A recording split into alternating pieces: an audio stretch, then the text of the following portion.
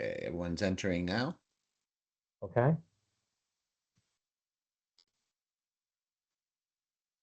Tell me when to go.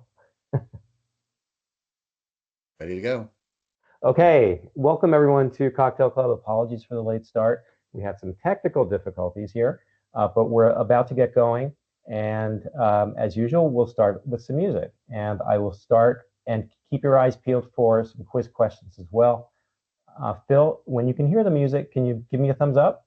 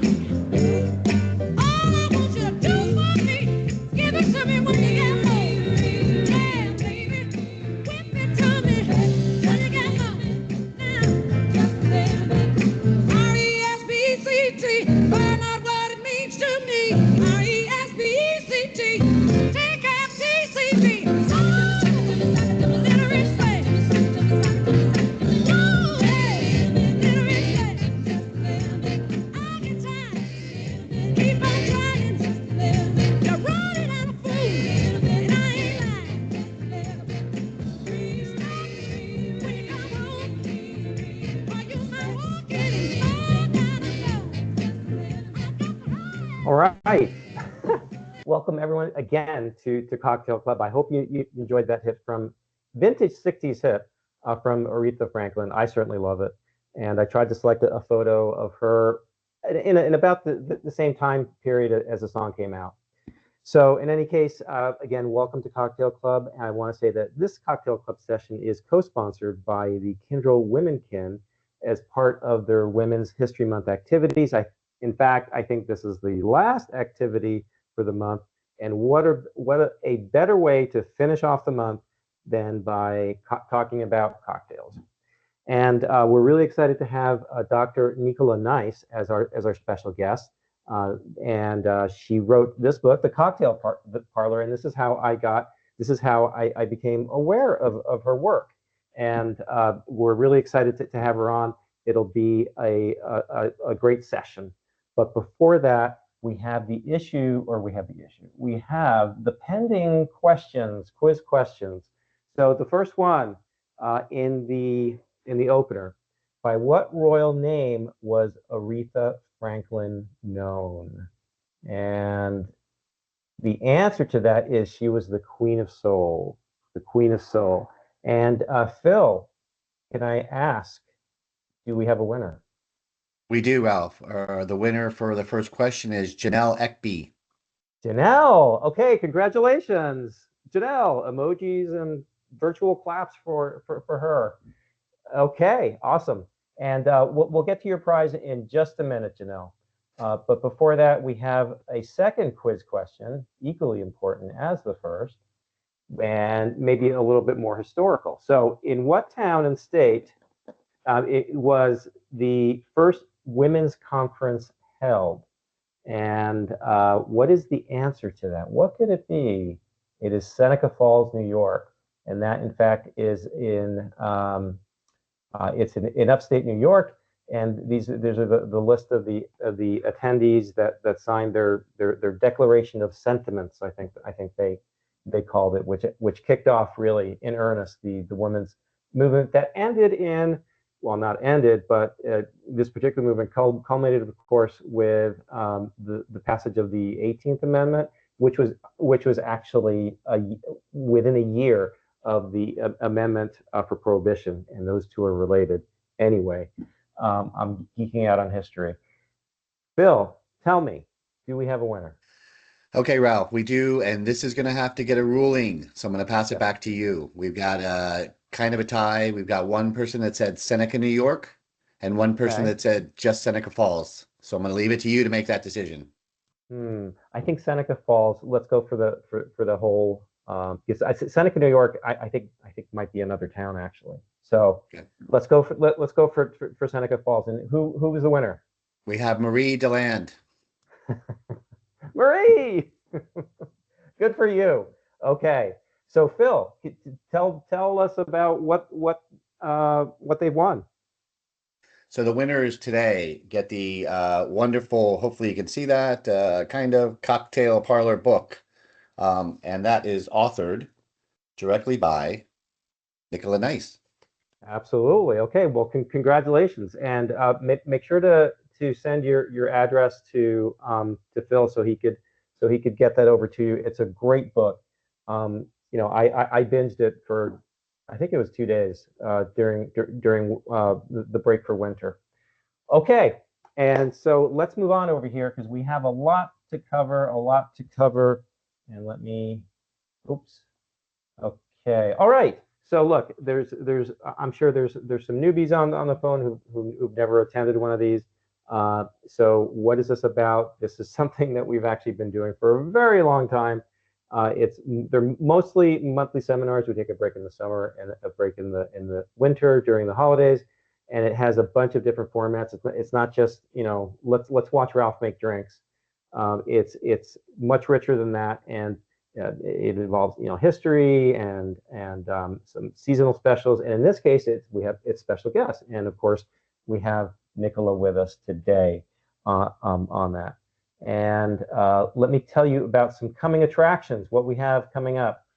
Next month we will visit the Mine Hill Distillery, which is a distillery in New England. It's about maybe 45 minutes north of where I live. So I will be going there, and they will be showing us around. Beautiful setting, by the way, near some falls, and hopefully we'll get to see that as well. So I hope you can join us for that. For June, where we will be doing some prideful cocktails. We haven't actually nailed down what that format will be, but suffice it to say, we will be celebrating Pride Month. And yeah, any other ideas that you might have? Really, as I said, we've been doing this for 5 years, so sometimes I think I'm out of ideas. So let us know. And the other thing is, if you are new, or if you want to get added to the invitation list, put it in the chat or text Phil or I separately. Many of you may have heard of this through other channels, through SharePoint sites and whatnot. But if you want to get invited, like to the next one and to our upcoming seminars, and you don't want to miss them, make sure to add your name to the cocktail list. And the other thing is that we have chat, guys. We have a chat here, and this is just a reminder that the Cocktail Club has always been about community building and engagement. It started during the depths of COVID, and it's always been about that. So I'd like to say it's more about that and less about cocktails, really. Cocktails is just the medium for us to get together. So I encourage you to use the chat to ask questions, talk amongst yourself. I also encourage you to be on camera because there's plenty of reasons to be off camera if you're having lunch or whatever. And I don't want to force anyone into doing anything. But at the same time, it would be great if we can see you just for the interactivity. We're virtual now, right? If we were in a room, we'd be able to see each other's reactions and do all that. But let's try to make it as close to that as we can. Okay, so let's move on to our special guest, and Nicola Nice. As I said, and as Phil mentioned too, Nicola is the author of The Cocktail Parlor, a great book, and she will be her topic today is the 5 cocktails that define feminism. A little bit about Nicola. She is a sociologist, entrepreneur, a writer, a speaker that's really well known in the cocktail community. Interesting for us, because we're IT consultants. She is a spirits consultant. Well, that sounds like she's a medium. No, much of her work centers around messaging and positioning for leading brands in the spirits industry, which is super interesting because a lot of folks here are marketing. Not everyone, but a lot are. In any case, she's been featured in publications such as Vogue and the New York Times for her efforts to highlight women in the cocktail industry. And in 2019, Forbes magazine named Dr. Nice one of the top women in the liquor industry, which is a really, really cool distinction. In 2022, Wine Enthusiast recognized her as a Future 40 leader. And of course, she wrote The Cocktail Parlor, which is the basis of her presentation today, the 5 cocktails that define feminism, and they're not what you think. I encourage you to sign up for her newsletter and follow her on Instagram. Phil will put in the links into the chat. And in addition to Nicola, before I hand it over, I should say that we also have two very distinguished cocktail club members, Molly Meeker and Zoe, who will be making cocktails inspired by her book, by Nicola's book. Okay, so it's time for me to stop sharing, and I will turn it over to Nicola. And Nicola, hopefully you can share your screen, and Phil, hopefully we can highlight her as well as needed. Yes, I am going to share my screen. Yeah, and truth be told, the reason why we're late is because we were having issues with that. So, can everybody see my screen? Everyone can see you. Yes, yes. Perfect. Everyone can see your screen. It looks great. Thumbs up, Nicola. Yay! Well, I will just remind you, Ralph, that when I'm in this mode, I can't see you and I can't see the chat. So, that unfortunately, I would say, let's leave conversation and questions to the end. I'm going to do my best to whiz through what is normally 45 minute to 1 hour presentation in 25 minutes so that we do have time at the end for, yes, a cocktail or two and some more questions. But thank you so much for having me, and thank you for taking the time and the space to celebrate Women's History Month. As someone who is a social historian, I like to say that every month is Women's History Month for me. But one of the things that you learn when you are working in the field of history is that your research is never done. So Ralph, unlike you, after 5 years, I still keep finding interesting stories and interesting drinks and interesting people to talk about. And if you've had a cocktail club that's running this long, I suspect you won't run out either of content. There's always more fun stories to tell around the cocktail. So this presentation is called The 5 Cocktails That Define Feminism, and they're not the ones you think they are. I first gave this talk at Tales of the Cocktail last year, which if you're familiar with it, and I highly recommend a field trip if you ever want to go to New Orleans in July, but it's the largest cocktail festival in the world, and I presented this last year.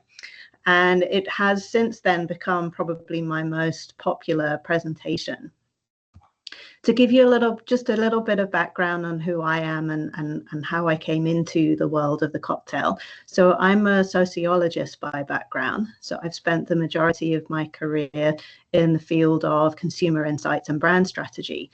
And in that, I have worked with some of the largest alcohol producers around the world, helping them to better understand trends in cocktails and trends in spirits and drinking in general, as well as helping them bring new spirit brands to the market. About 10 years ago, I saw an opportunity in the world of gin for a gin that would celebrate the role that women have played in the history of the spirit. And that's a presentation for another day. But I've been an entrepreneur. I acted as founder and CEO of Pomp and Whimsy Gin Company for 8 years. And then last year, I moved into the world of writing and media as I published my first book on the cocktail. The Cocktail Parlor, How Women Brought the Cocktail Home. And how I came about writing this book was when I first moved to this country. I'm originally from the UK, back in 2007. I landed in New York City and immediately fell in love with the city, but more importantly, fell in love with the hospitality culture of the city. And within that, very much the cocktail. So if you think back to 2007, this was really the year when, not the year, but a time when the craft cocktail movement was really in full swing. And for me, coming from the UK, which is certainly a gin and tonic culture and a spirits culture and a wine culture, not so much a cocktail culture in the same way that the US is. And as a researcher, of course, by day, I was working on cocktail trends. By night, I was participating in those trends.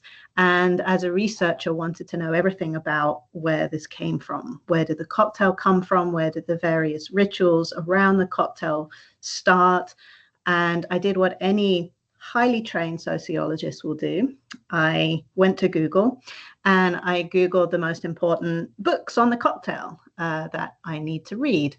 And I started to see the same books coming up over and over again. And these were primarily books written by bartenders or written about historical bartenders and the influence that they've had on the cocktails that we see in bars today and over the last century and a half. And I started to think to myself that there were two crucial things missing from this historical tale that was being told. The first was, if you think about bars and the bar scene for the last 200 years, it's only really been in the last, let's say, 30, 40 years that women have been a welcome presence in bars. And even really only in the last 20, I would say, that women have felt comfortable going into bars by themselves without a man by their side or with other women. And I felt like as a result, this was very much a narrative that was really telling the story of a space where women had been excluded, and figured that maybe women had something to say about the cocktail as well.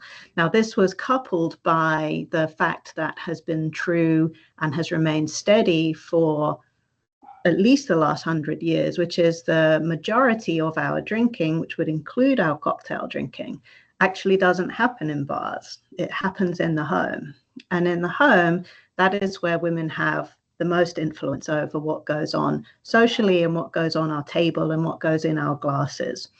And so initially, this really began as a book collecting hobby. I had a hypothesis that women may have also written about cocktails at the same time as the famous bartenders wrote their books, and I started looking for them. And I proved my hypothesis very quickly. I found books written by women that were contemporary with all of the main books that I was reading about in the historical literature, if you like, on the cocktail. And this hobby soon turned into, let's just call it an obsession. So a few books turned into more than 200 books that I now have in my collection, written by women over the last 200 years about the cocktail. Now, I keep my cocktail library chronologically. And as I laid out all of the books from around the early 1800s to today, I realized that there's a story to be told here. And it's not just that women have been written out of the history of the cocktail, it's that the cocktail itself wouldn't be here without the impact that women have had serving it in their home cocktail parlors. So the Cocktail Parlor book is the story of the cocktail as told through the words of 100 of these authors from my collection. And it is not only a bibliography of all of these amazing and fascinating books that you can go and reference, but it puts the writing into the social context when women are writing what was going on socially. And that's really what I want to touch on today. So today we're going to be talking about the types of drinks that women over the last century and a half have really had an influence on, and how those particular drinks have become symbols of women's rights and women's many struggles through successive waves of feminism to get their influence outside of the home and into the public sphere. Now, when you think about drinks that are associated with women, this phrase, the girly drink, often comes to mind. And I think if I say the word girly drink to you, you can probably count off a number of drinks that you think stereotypically are the types of drinks that women like. The truth is, though, when you speak to women and you speak to them as individuals, they're going to tell you, I drink what I like. I drink what I want. It has nothing to do with the fact that I'm a woman. How do men and women's tastes ultimately differ? And so I want to start by really dispelling this idea of the girly drink. And there is a book that came out in 2021 that you might find interesting, which is a really historical look at women and alcohol, both globally as well as over centuries, by Mallory O'Meara. And what Mallory O'Meara writes in this book is, the truth is that all drinks are girly drinks. So not just because women have been drinking alcohol since it was invented, but because they've been making it and serving it since the beginning too. But what we're going to talk about today is less specific drinks that have at one time or another been called girly drinks, and more look at the types of occasions when historically women have consumed these cocktails, because what we're going to find is that repeatedly over time, there have been moments and occasions where women have really been excluded from the spaces where men drink. And as a result, they've had to invent their own spaces. And as a result of this, in these spaces, there have been certain drinks that have emerged, not just associated with women, but associated with very specific cocktail occasions. And as we'll come to see, we should realize that there's not just one cocktail occasion in the day. There isn't one happy hour. There are multiple occasions for cocktails. And many of these occasions have been really shaped by women, and in particular by women's fight for their right, as I said, not just to drink in the first place, but to drink in spaces where they, for many, many years, were previously excluded. So there are 5 categories of cocktail or occasions, if you like, that we're going to focus on today. We're going to talk about the afternoon tea, and the drink that we'll hone in on there is the wine cup. We're going to talk about the ladies' lunch and the perfect cocktail. We're going to take a look at brunch. We're going to look at dessert cocktails, and we're going to look at the girls' night out. So let's start with the afternoon tea, with a quote from Mary Sherwood in 1884 in her entertaining book, Manners and Social Usages. She writes, "Every lady should know how to mix cup, as it is convenient both for supper and lawn tennis parties, and is preferable in its effects to the heavier articles so common at parties, punch." Now, we're talking about a period of time in the late 19th century that was characterized by very rigid social norms around how men and women socialized and where they spent their time, both in terms of their public life and their private life. So we're talking, cast your mind, if you're familiar with the show The Gilded Age, to that show, because it is a beautiful representation of what it was like. And actually, even though the show mostly focuses on high society and upper classes, these norms and conventions around the spaces that men and women inhabited went through all of the social classes.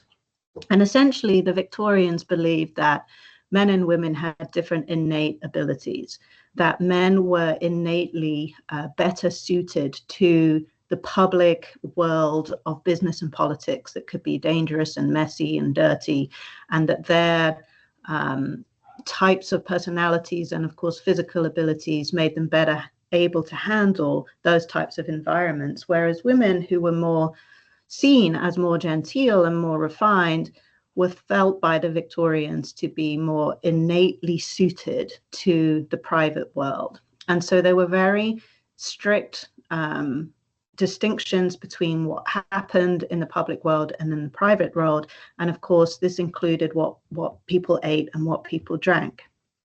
So primarily men were doing a lot of their drinking in the public world. And during the late 1800s, this would have been in the private gentlemen's clubs, as well as in male-only hotel dining rooms. So we have the second industrial age here, where there really is a working day, if you like, and where there is a working day, a 9 to 5, 8-hour working day, there is by definition a post-work period, which we might now call the happy hour period. And men spent this period a lot of times in the private club drinking cocktails. Women, on the other hand, were doing their drinking and socializing during receptions, lunches, and dinners, where their behavior and drinking is very strictly regulated. Men in private clubs were drinking cocktails, spirits, wine. Women were drinking punches, they were drinking liqueurs and wine. But it was very controlled what and when women could drink. Now, around the mid-1800s, a new type of cocktail emerged in the UK called the cup. If you're familiar with punch is sort of the precursor to the cocktail. Punch is spirits, bitters, and juices, and sometimes tea, and a sweetener-based drink that is made often hours, sometimes even days in advance of when it's going to be consumed. And as the name suggests, it's heavy, right? It's a heavy drink. And so in the mid-1800s, a very popular drink started to emerge in the UK that was using wine rather than brandy or rum as the base of this communal drink. And these cups, they were called cups. There were red wine cups called claret cups, champagne cups. There were white wine cups called Moselle cups. They started to become popular in the US in the late 19th century. They first of all took off in the gentlemen's clubs, but most importantly, they began to be adopted by women who introduced them into their receptions, the garden parties, dances, and so on. What they loved about these cups was they were lower in ABV, so they were very sessionable, and they were a lot easier to prepare than punch. Now, of course, around this time, what we've also got is the emergence of first wave feminism. You've got suffrage picking up pace, and you've got women starting to become frustrated, not just with these distinctions between where women can have a say and where women can play a role, but also the behaviors of men in the clubs or in the saloons for the working class men. And so women, obviously, through the suffrage movement and through the temperance movement, two movements that came together that led to the passing of the 18th and 19th Amendments, started to look for ways to have more of an impact on the world outside their own front door. And with this came the emergence of the suffragette, if you like, the new woman, the turn of the century woman, who started to embrace, quote unquote, more unconventional lifestyles. This meant having careers, postponing her marriage, even living with women if she wanted to, and of course, drinking. And this led to the emergence of a type of hostess who no longer wanted to spend her time planning 16-course dinners, but instead have a more fun afternoon session where she could imbibe at her leisure. And what we got was the co-option of the afternoon tea. Now, we might associate the afternoon tea with a very high class, old lady kind of ritual of like pinkies out and all very formal. This was a totally different kind of tea. This was a tea that involved this service of this cup. And people would go across town, going to multiple of these sittings. And of course, what was different about these teas than the afternoon teas that had happened in generations before is that alcohol was served in the form of cups and sometimes cocktails as well. And men were invited. And with the offer of alcohol, men accepted the invitation. And with alcohol and single men and women mingling together, you can imagine that the atmosphere soon became quite a lot livelier, and these tea parties turned into tea dances. And it's not a coincidence that the popularity of teas happened around the same time that the tango took off. So if you look at cocktail books written by women from the early 1900s, you're going to find them in these recipe books about teas. So you're going to find them with sandwiches and cakes. So a great example of a cup, which is in my book, The Cocktail Parlor, is the Moselle cup. I'm going to skip over this because I've got more occasions to get through, but you can see this is wine-based with some fruit, sparkling water. It's absolutely delightful, delicious, like a sangria. I highly recommend giving this recipe a try. So let's move on to the ladies' lunch. Amy Lyman Phillips in 1906 wrote, "There's a new cocktail served in New York at Sherry's and Martin's and the Café des Ambassadeurs, which is appropriately known as the perfect cocktail. You will soon see wherein lies its perfection." So moving on from this time period of the Gilded Age into the early 20th century, you've got this more empowered female, as I mentioned, the new woman going out, wanting to have a career herself, and with a job comes, of course, the happy hour, right? When you work, you have post work and you want to celebrate that. And you also have a restaurant culture really starting to grow, especially in cities like New York and Chicago and so on. So you start to see women infiltrating spaces that had been previously reserved for men, these tea dances I mentioned, but also importantly, restaurants. There were even women-only bars in New York City. There were some in London. There were some in Paris, where you could only enter as a man if you accompanied a woman. However, at dinner time, it was still a very chaperoned occasion. So women could not really go out to eat dinner in restaurants without being with a man. Lunch was really the first occasion where women could start to dine out with other women. And historically, the ladies' lunch was always a time where women were able to let their hair down. And there were certain cafes in places like New York that opened their doors to women during the early 20th century to have lunches. And these venues became populated by, artists, actors, and writers, as men and women who would later become known as cafe society. And importantly, the cocktail that would be served before these lunches was a drink called the perfect cocktail.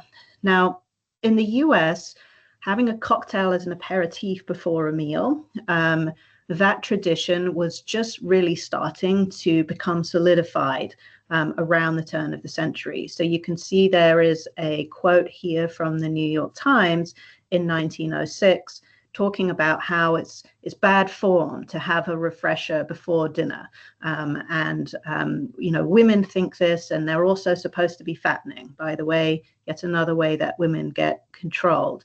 However, this article does go on to say there is an exception to this. And if so, there is no cocktail more delicate than a martini made of very dry gin and two kinds of vermouth, the French and the Italian.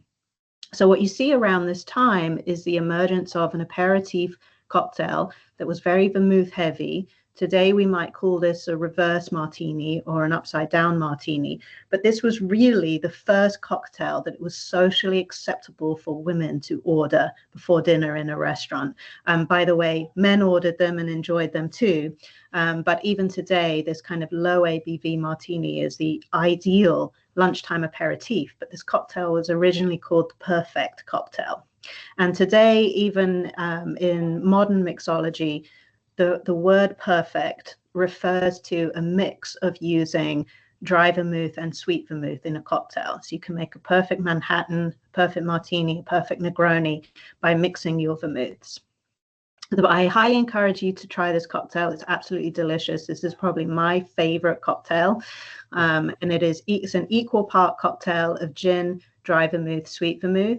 I personally like to use a dry white vermouth, like Dolan, and then a sweet white vermouth like Lillet. That to me is the perfection of the perfect, but it is also, you know, great if you use like a Martini and Rossi sweet vermouth as well. But it was Julia Child's favorite cocktail, and the late Queen of England, her favorite cocktail was a mixture of gin and Dubonnet, which back then in the early 20th century was known as the Zaza. So from lunch into brunch. And here's where I'm going to have my quiz question. I'm not going to take the answers. I'm going to ask at the end of the presentation to see who was the first to get the correct answer. But I'm going to ask you, when do you think that brunch first became a thing? And this is a multiple choice question. I'm going to give you 3 decades. And the first to put the correct answer in the chat will win this prize. So answer A, when did brunch first become a thing? 1890. Answer B, 1920. Or C, 1950. Put your answers in the chat now.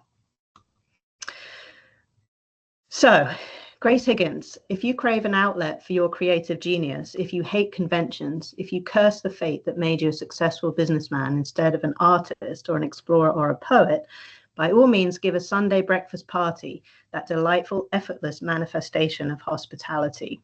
So the answer is 1890.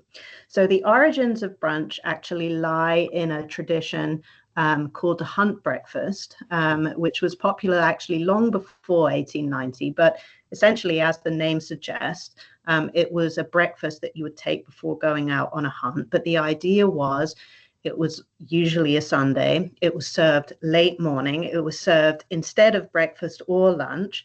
And the main difference between a ladies' lunch type menu and a hunt breakfast menu was that there was more booze on the menu. And if anyone loves their brunch today, I think you'll recognize that brunch has certainly become very much a drinking occasion in the US. Now, in the 1890s is when the word brunch first started to emerge. And this is for around a specific meal known as a gentleman's breakfast. So a gentleman's breakfast, as this quote says, is when a man makes lunch his first meal of the day. You can see this picture here is from around the turn of the century in New Orleans of a gentleman's breakfast. Look closely at the table. Every man has a personal bottle of wine at this brunch. Now, the reason why I think brunch kind of took off as a concept was not just because of the convenience of marrying breakfast with lunch, but if you think about it, breakfast was a very solemn affair. It's kind of boring, right? It's kind of staid. Lunch, especially even at this time at the turn of the 20th century, was still quite formal. So in the beginning, brunch was always intended to be the opposite of both of these things, right? It was meant to be more fun than either a formal lunch or a boring breakfast. But actually, the term brunch did not really start to get popular until the 30s. So if you put your answer B as 1920, you're not totally wrong. It definitely did. The word brunch started to really become popular then. But the origin of brunch is in the 1890s. Now, if you answered C, 1950, you're also not wrong, in the sense that by the mid-century is when brunch had really become part of popular culture. But now it's not a masculine occasion, it's a feminine occasion. And this is because this is the 50s, and Sunday was Mum's day off. And so brunch became associated with, giving mum the day off and giving mum, something fun to attend. And actually, Mother's Day brunch was one of the first special occasion meals outside of Christmas and Easter and Thanksgiving and so on that became commercialized. You would go to a restaurant for Mother's Day brunch. It was also an occasion that was easy for these for women, especially if you were a single woman or you lived in an apartment, or if you were a mom, to entertain. Now, famously, Anthony Bourdain hated brunch. In his book, Kitchen Confidential, he totally writes it off, saying, I hated brunch no matter how badly I screwed up in my life or how unemployable I was. I could always get a job as a brunch cook because nobody wants to do brunch. He was really approaching brunch from a culinary perspective, right? He viewed it as poor quality, uncreative. He, as a chef, as a professionally trained chef, did not enjoy brunch. But he missed the point about what brunch really is, because brunch is really more about the occasion than the food. It's about turning the mundane into a celebration. It's the ritual that delineates weekends from weekdays. It's also, by the way, the only occasion in the morning where drinking is socially acceptable. So if you want to have any type of event that starts before noon, where you want to serve alcohol, you better call it a brunch. Now, brunch cocktails have always had a celebratory feel. They've usually been sparkling cocktails. This goes all the way back to the original hump breakfast. So we look at the mimosa, the Bellini, and then now the spritz, but before this, it was the champagne cup. You've got two elements to this drink, the citrus and the fruit, which is symbolic of physical wellness, morning sunshine, health, but the sparkling wine is what symbolizes emotional wellness and celebration and playfulness.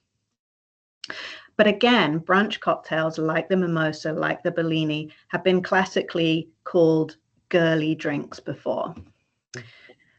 All right, let's move into dessert. So now we're firmly in the mid-50s, and we have a quote from Caroline Coggins.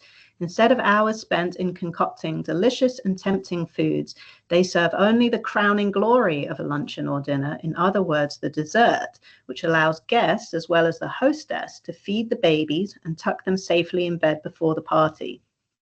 Now, from a women's rights point of view, the 50s, as you'll know, was a big step back for women. So we have a situation where after women have got the vote, they've got jobs, they're now being viewed again and valued socially by their role as a wife and a hostess. And it was during this time that the cocktail party really became the mode of entertaining. And while we look back on this and we might think that this was socially a step back for women, actually, for women at the time, comparing the responsibilities that they had then compared to their mothers and grandmothers, the women who were having to serve these 16-course dinner parties, actually hosting a cocktail party with a few drinks and snacks was quite liberating for a young wife at the time. You could have a cocktail party for literally any occasion in the 50s. You could create a different time of day. You could plan it in advance. You could have it just with friends. It could be a holiday event, a corporate event.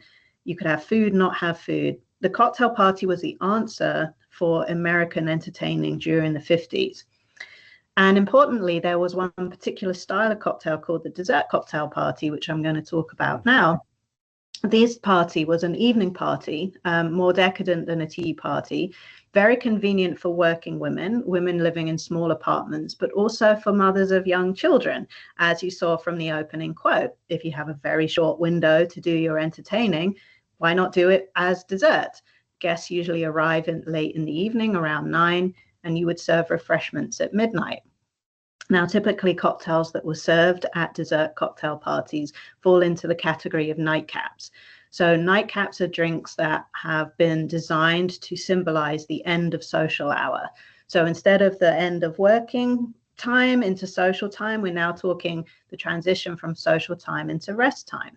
So emotionally, you're talking about a drink that really marks the end of playtime. It's like a liquid farewell. And functionally, though, these drinks are often a digestive aid. They can be relaxant. They could be a stimulant if you have a long journey home. Afterwards, they're usually very sweet and often dessert-like.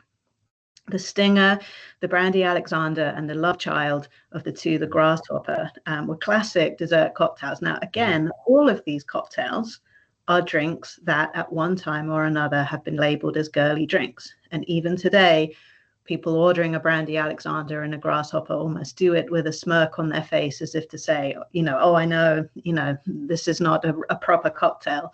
It absolutely is. It's a cocktail that is absolutely perfect for this occasion. If this is going to be the last thing you put in your mouth at the end of the day, in my opinion, why not make it the sweetest, most indulgent, most calorific drink that you want? Because I strongly believe that we should be able to have our cake and drink it too. The Stinger is classically a 50-50 cocktail of cognac and creme de menthe. You'll see it today usually made with slightly more cognac and slightly less creme de menthe, but it at one time was a very much a high society drink, and it was very popular with women. So let's go into, we're going to fast forward. A quick time check. We're at 10:02, and I know that you're on track here. So yeah, I think we're good. We're on our last cocktail occasion, and we're going to move into the girls' night out with a quote from 2003. Nicole Beeland in The Cocktail Jungle writes, "In spite of the fact that men originally dominated watering holes, the girls are just as good at it as the boys. The guys never did seem to mind the invasion. On the contrary, they've started to follow our lead and are finally ordering all the sweet, colorful concoctions we've been raving about for years."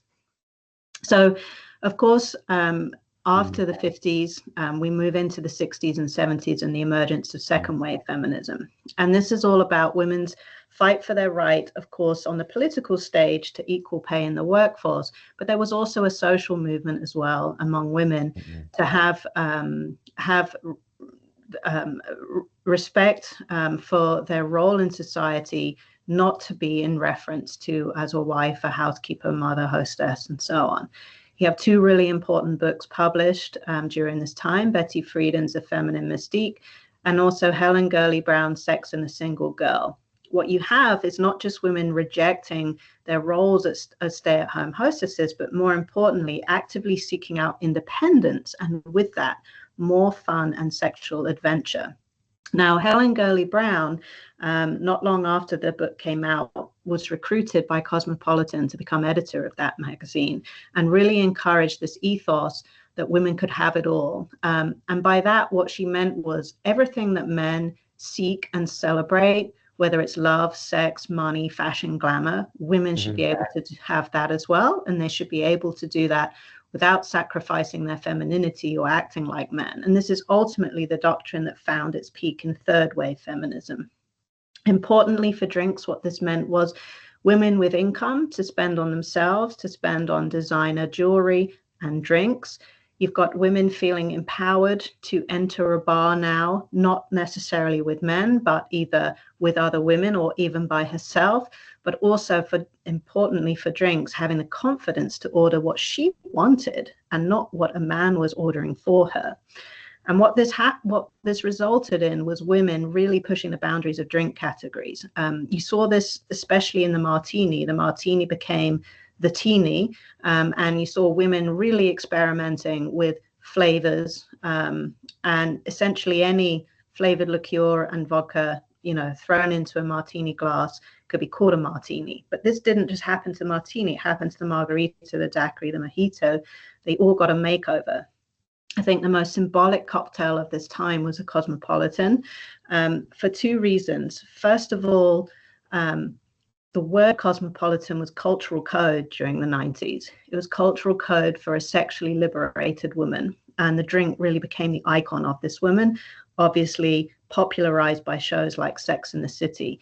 But it also became a symbol in the glass itself. Up until this point, the martini glass had been seen as a very masculine symbol, one that was seen as kind of urbane and austere.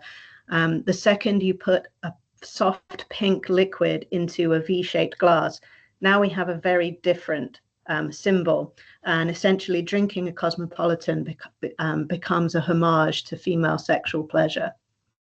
So before we make the Cosmopolitan, what does this all mean? I hope that you have taken away from this talk that there really aren't girly drinks any more than there are guy drinks, queer drinks, or Asian drinks, but there are drinks that have been important in cocktail history because of the way they've been adopted by women here to symbolize the fact that they were excluded from other situations and created their own situations to drink. The other thing I would love you to take away is that all of these occasions are occasions where you're not really supposed to drink. And whenever you're not really supposed to drink, we have to create a ritual that delineates the moment where it's now acceptable. And I think in a world of remote working, global communications, the fact that we're all online 24 hours, we really need these rituals more than ever. And there are so many more happy hours through the day than the typical 5 to 7. And I would love, as you're thinking in your life of the different moments when you enjoy a cocktail, to think about what you're drinking and how it's symbolic, not just of that moment in time, but also where it came from and how it's been a symbol in the past, especially of women and other social groups fight for their right to be taken seriously and to have a drink. So before we make our cocktail, I just want to reiterate, I would love for you, of course, to go out and buy the book. Please do sign up for the Hostess Diaries newsletter if you love hearing more stories. I really dive into the individual stories of these 100 women where I just didn't have space in the book to cover them. Follow me on Instagram. And one last thing, if you do buy the book and you do enjoy it, the single biggest way you can help new authors is actually by writing a review. So Amazon will not show my book to people searching for cocktail history books unless I have a certain number of reviews. So even if it's just a few words, I would really, really appreciate it. So I'm going to, this is the cocktail. So we have 2 versions of the Cosmopolitan if you feel we have time to make it. I'm going to stop sharing my screen so I can see you all. Is that okay? Yes. Yeah, absolutely. Nicola, that's really rich presentation. One of the questions I have for you is, have you considered making your presentation into a book? Because it would be a great, well, it's a great narrative. I mean, you cover a lot of what you have in the cocktail part. Yeah. You do, but not in that. Yes. You know. Anyway, just putting an idea in your head, I would certainly buy that book. But let's quickly go over to Zoe and Molly, who are going to make us the Cosmopolitan and Cosmopolity. And by the way, we're not going to do a closing song this time, just because ain't no time for that. Yes, I know we're tight on time, so we'll get right into the demos. Thank you so much for having us. We are really excited to demo the Cosmopolitan and the Cosmopolity, which is the mocktail version in Dr. Nicola's book, which is fantastic, by the way. Molly and I both have had a chance to read it, which is amazing. So I'll get right into the Cosmopolitan. Molly's going to then demo the Cosmopolity, and then we'll do a quick cheers afterwards. But the classic Cosmopolitan, it's simple in its ingredients, but it's just incredible in its taste. It's one of my favorites. So I'm really excited to be demoing. So you start with 2 ounces of vodka. I'm using Kettle One, but I think any vodka will work. And then you'll do 1 ounce of triple sec, which is an orange liqueur. Easy. Yeah. All right, I'm moving at the quickest pace of all. All right, and then we'll do 1 ounce of cranberry juice. And then we'll do a 1/2 ounce of fresh pressed lime juice. Emphasis on the fresh pressed. It really does make all the difference. I would like you all to know that Zoe had all of these ingredients perfectly prepared. I really did not do that much work, so a huge shout out to her. And also, she has all these amazing ingredients. So everyone invite yourself over to Zoe's for drinks at some point. I am a fan of the cocktail too much, so this was fun for me. And Ralph knows that. Yeah, Zoe. I love any Zoe opportunity to do this. She's the mixologist in her friend group for sure. That's true. I love it. All right, so you add ice to the shaker, and then you just shake it up. Look at that shake. Thank you. I'm gonna raise this up. Oh yeah. By the way, Zoe also infuses. She does infusions. She experiments with all sorts of with her juicer, making I think a bunch of different types of drinks that are just lovely. That's true. And again, I love that glass. Yeah, so we will note this is obviously not a martini glass that Dr. Nicola was talking about with the Cosmopolitan, Ralph was joking that you could serve a whole bar a Cosmopolitan with the size of a You glass. really could. It's dangerous. That's why I bought it. But we're making, yeah, we're making do. So I'm gonna, oh, and then garnished with a lemon twist that we have here. So I'm gonna wait to do a taste test until Molly's mocktail is created. Very kind of you. Welcome to my kitchen, everyone. So good to see you all. Thanks for letting me join in on today. So special. Thank you so much for the presentation. It was really interesting. This book is incredible. I can't wait to refer all my friends to it. And in honor of Women's History Month, wrapping up, I wore one of my favorite shirts. It's probably hard to read, but it says, "Mom, I am a rich man," which is a quote from the one and only Cher. So a big shout out to my ladies wrapping up Women's History Month. So let's party, shall we? Today we've got in our menu a couple different items. First up is this delicious brewed hibiscus tea, cooled, by the way, not heated up. Let's get this. I'm not nearly as graceful as Zoe is, so bear with me here, team. The beauty of the live demo. 100%. Yep, all the flaws right there. So we've got the tea. We've got 2 ounces. I'm gonna pour here. Should be quite delicious. All right, and then we've got half an ounce of some fresh orange juice, which again, Zoe, the juice queen over here. Amazing. I'm going to use the same one just to speed things up a little bit, about half.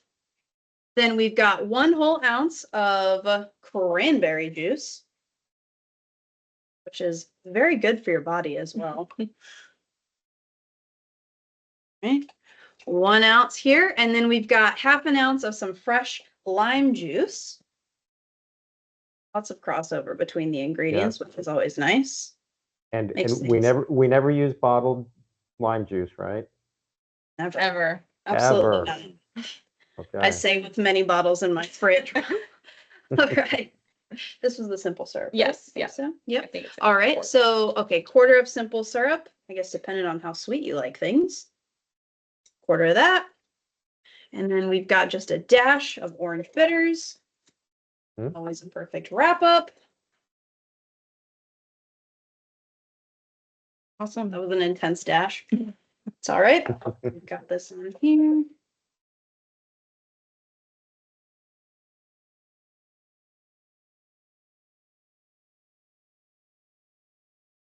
Molly definitely has you have the shaking technique down for sure. Definitely the Tom Cruise Looks shake, like you I spent have to time behind a say. bar. So I can't get this off, but that's okay. If you want to try, Yeah. you have stronger hands than I do. So funny story on that. When I was right, that one's intense. Yeah, I'm Got it? struggling as well. It's like you're making it. Hmm. Live demos, aren't they just the best? You can try running it under hot water. Yeah, probably. Be right back. That might do it. Yeah. Yeah. A little too Yeah, cold. that does happen. That does happen because the air in there contracts and it creates a vacuum. Yeah, and I just, while Molly's getting that one ready, I want to add in Nicola's book, there's a lot of really great tea mocktails for classics like the Cosmo that I found really, really interesting and really helpful. I think when a lot of people think of a mocktail, you don't think of adding tea as the substitute to liquor. And there's a plethora of really great options. And I love tea, so I really appreciated that. And I think the Cosmopolitan is just sounds like a delightful spring and summer cocktail. It's really, really refreshing, I think. So Absolutely. Well, as we would say in Deliver, we've got a P1 incident not opening up. So we're not going to keep everybody online. We'll pretend this has a great mocktail in it. Highly recommend and get to checking it out. So all cheers, right, my cheers. friends. Thanks, everyone. Okay. How was it? Delicious. Oh, great. Actually delicious. Someday I'll get this open. You got to share with Molly. I know. Yeah, Molly, I'm like, we'll do a sharing. I know. Actually, there we go. I am going to avoid, I actually haven't had alcohol since December. So I'm kind of in a alcohol-free zone. So I appreciate it, but I believe it's excellent. So we're going to get that open off camera. Eventually this will open up. Yeah, we got our best delivery people on it. But thank you, Ralph. Thank you, Dr. Nicola. All right. Thanks, well, everyone. thanks, guys. We'll send the fire department to see if they can open that up for you. All right. Thank you so much. All right. Thanks, Thanks everyone. Yeah. Thanks so much. Really appreciate that. Great demo, great drinks, and let's see, we're not going to do a closing song today, but why don't we use the opportunity for any questions that you may have had for Dr. Nice. Bill, there might be some questions in the chat that you've been saving up, or at least you can look through. I'll just open it up for now.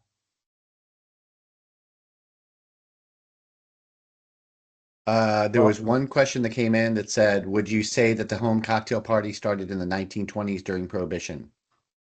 So the cocktail party was actually an evolution of the very first occasion that I told you about, the afternoon tea party. So that evolved into the cocktail party. Then in the 20s, yes, during Prohibition is when women really took hold of it. And then it spread during the 30s. The 40s were obviously a difficult period. It took off again in the 50s. Okay. And then another question was, is the Pimm's cup the descendant of the cup of the Gilded Age? Ah, that is a very good question. Actually, the Pimm's cup predates that. So the Pimm's cup is actually a gin-based cup. And I believe it dates back to the late 1700s, I want to say. It predates the wine cups. But a cup was just a type of communal drink that was made, quickly and required less lemon and sugar than a punch. Okay, and then we've got a more current type of question. What do you think about the trend of no alcohol in younger generations? I am all for people celebrating the ritual and celebrating that ritual responsibly. I think that if you've read my book, or if you do read my book, you'll see that chapter 10 of the book talks about the trend in responsible drinking and really kind of shines a light on the fact that it's not a new conversation. It's had a different label over the last 200 years. For as long as we've been drinking, we've been talking about not drinking, and women have always been the one at the forefront of that conversation. And then lastly, did we want to reveal the winner of your question? Oh yeah, that's right. Yeah. We have a lot of answers, so. So I think only maybe one person got the 1890 where I was scrolling back.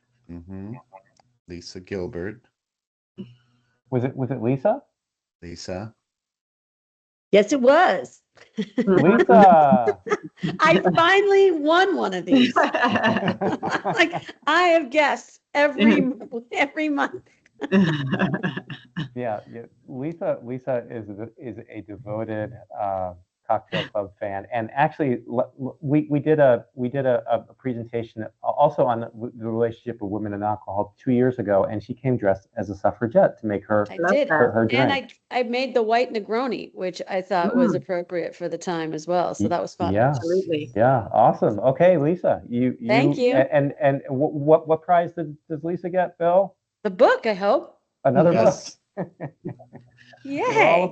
We're all about books today. It's for my cocktail bar right over there. You can see. Yes. Wonderful. Love it. Well, if you send me the addresses of the prize winners, I'll happily send a signed book plate for you to put in your book. Fab. Tell me who to fill. I'll send it to you, Ralph, whoever, and I'll display it proudly and write a review. Okay, excellent. Okay, sounds good. Then we have one more question. One of my favorites is French 75. What's your opinion of that cocktail? Oh, I love a French 75. Yeah, French 75 has a great story behind it as well. I think a book actually came out on the French 75 this year or last year. It is a very powerful cocktail. So be careful if you're serving more than one of them. But a great drink, and another example of the popularity of sparkling cocktails, especially with women.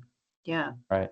I think it took its name post World War or during World War I with the French 75 cannons. That's correct. 75 millimeter cannons. Yeah. Yes.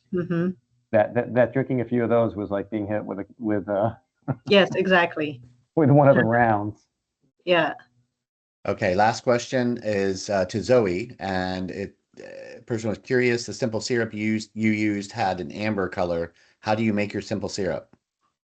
Oh, well, and Ralph, you are gonna have to correct me on this, but I think it's just 1 part sugar and 1 part water that you boil. And that's, yeah, that's simply how you make it. And then I store it in the fridge. I've had this for a few weeks now, and I use it in multiple cocktails. If you're using cane sugar, that it will turn an amber color because cane Yes. sugar still has some molasses in it. Yeah. Okay, that's what it. Yeah. Yeah. Cane sugar. Right. Okay. All right. That's it, So Ralph. that's it. Okay. All right. Great, guys. You know, we still have 52 people on the line, so that's really awesome. I guess the other folks had meetings, which is fine as well.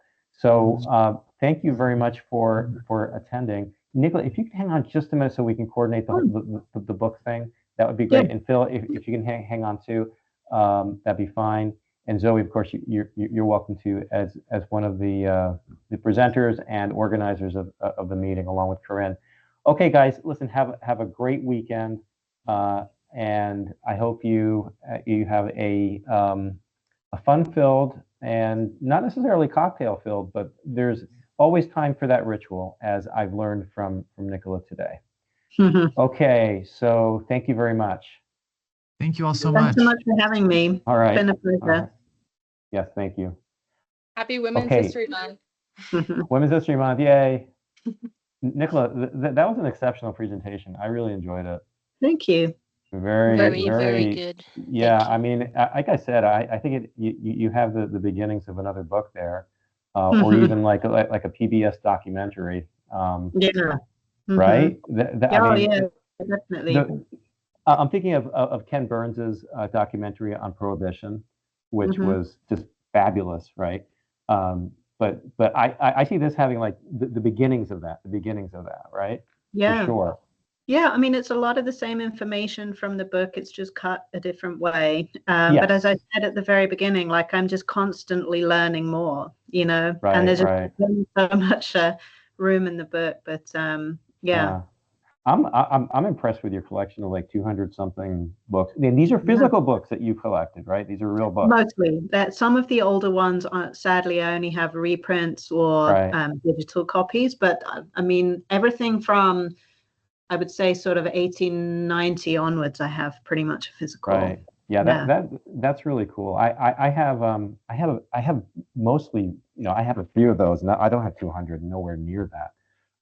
But I also get a kick out of old cocktail. And in fact, we've done at least one session, maybe two, on cocktail archaeology. That's what I call it, where we make these just bizarre drinks from the 1800s. Oh, yeah. And the kind where like you float a piece of toast on it. That's the Brown Betty. Love that. Like a crouton with your drink. Yeah. Anyway, so Ralph, I'm going to end the event. Okay, so then it's going to put us back in green room. Is that okay? Okay. But we'll still be on, right? Yeah. Okay, cool. Right. Thanks everyone for being here. Thank you. Thanks everyone. Yeah. So okay, so just